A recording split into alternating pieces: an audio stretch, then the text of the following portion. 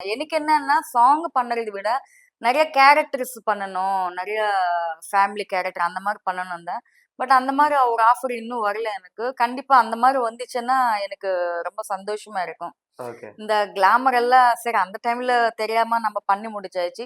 இனிமே கிளாமர் பண்ணாம ஒரு ஃபேமிலி கேரக்டர் பண்ணணும்னு எதிர்பார்த்துட்டு இருக்கேன். ரொம்ப எமோஷனல் டைம்ன்னா, நான் ஒண்ணே ஒண்ணு ஃபீல் படுறேன்.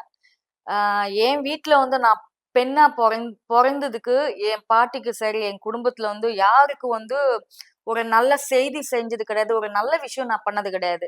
அம்மா இருக்கும்போது, பாட்டி இருக்கும்போதே நான் மேரேஜ் பண்ணிட்டு, ஒரு குழந்தை குட்டிங்களோட, ஃபேமிலியோட ஒரு வீடு வாங்கிக்கிட்டு, எல்லாம் இருந்துச்சுன்னா, எங்க வீட்ல எங்க அம்மா பெத்ததுக்கு ஏதாவது ஒரு பலன் இருந்திருக்கும்.